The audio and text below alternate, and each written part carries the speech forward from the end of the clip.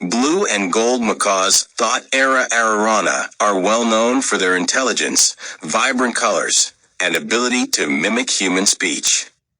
While they can develop a decent vocabulary, they are not considered the best talking parrots compared to species like African gray parrots or Amazon parrots. However, they're still excellent companions and can learn to mimic words and sounds with consistent training. Why blue and gold macaws are good for talking. Intelligence. They are highly intelligent, making them capable of learning words and associating them with actions or objects. Social nature. Their friendly and interactive personality makes them eager to bond and communicate with their owners. Clear voice.